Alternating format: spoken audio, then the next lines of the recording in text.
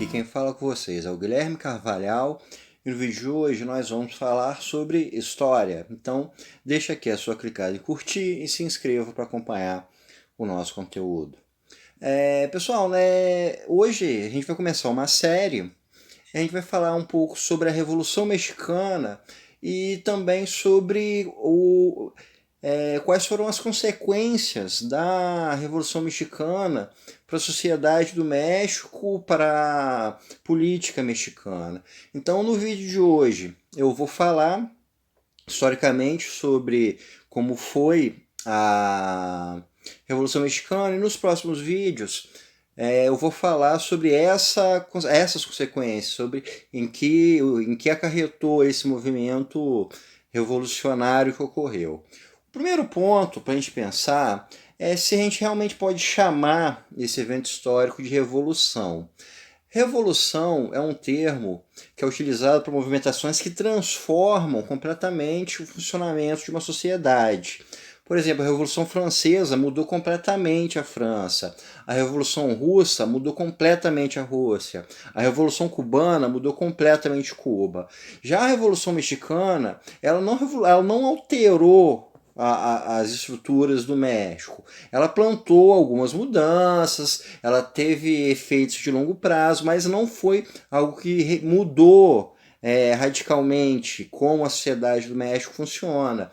Então talvez o termo mais adequado seria, na verdade, a Guerra Civil Mexicana e não a Revolução. Mas a gente vai usar o termo Revolução porque é o termo que ficou caracterizado dentro dos estudos de história.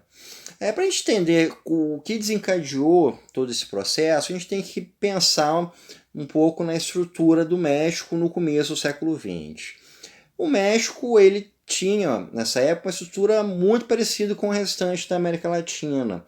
O seu processo de independência não alterou o formato da sociedade.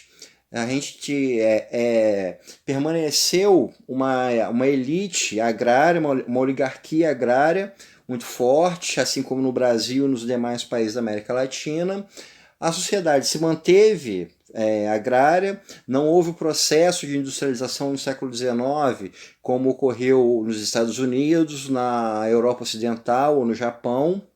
Então a gente tem uma sociedade com uma alta concentração de terras na mão de poucos proprietários, uma grande massa camponesa que acabava dependendo de trabalhar para essa classe ou então ficava desempregada, um processo de industrialização ainda muito incipiente e um modelo político que não era um modelo tão democrático, não era um modelo que a gente pudesse dizer que fosse uma democracia plena.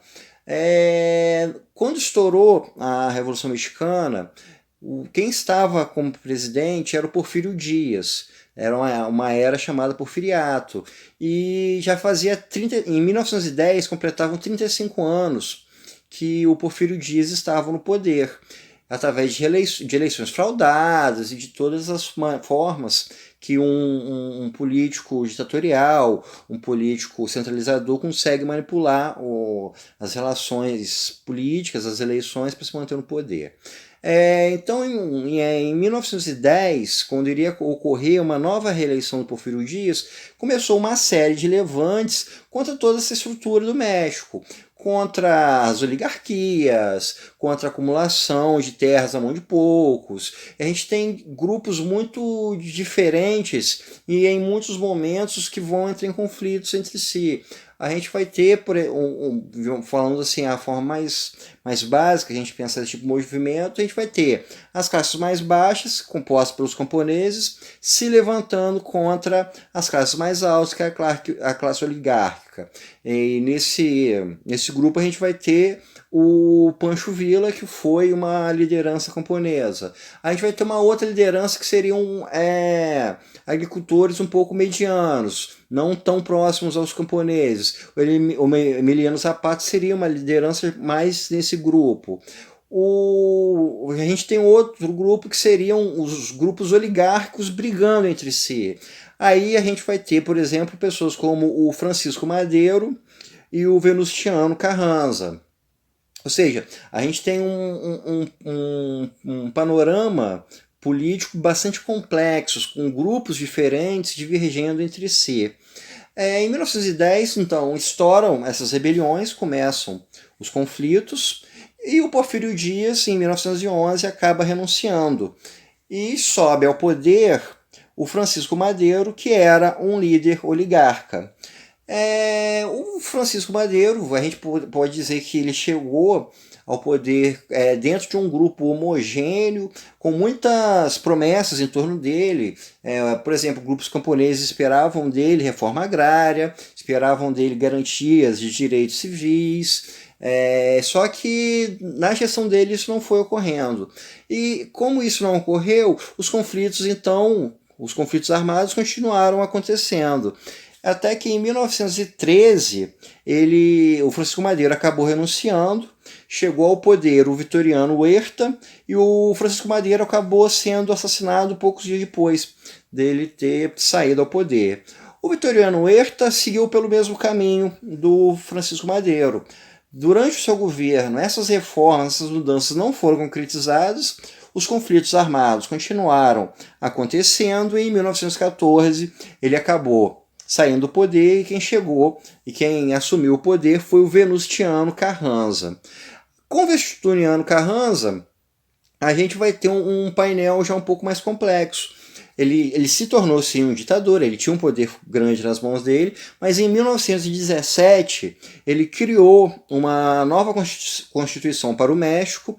Essa constituição colocava muitos poderes nas mãos dele, porém ela trazia o princípio de garantias sociais que estavam sendo exigidas pelos grupos revolucionários, como um processo de reforma agrária, garantia de direitos sociais, entre vários outros aspectos que eu vou falar mais detalhadamente no próximo vídeo.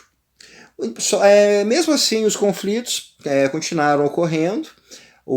Em 1919, o Emiliano Zapata é assassinado, e como ele era um líder muito importante, isso foi um grande golpe entre os grupos revolucionários. O Venustiano Carranza ele acabou sendo assassinado também em 1921, e o Pancho Villa, que é talvez o mais renomado junto com o Zapata, dos líderes camponeses, foi assassinado em 1923. Então a gente teve aí os principais nomes desse processo revolucionário sendo assassinados nesse período de tempo.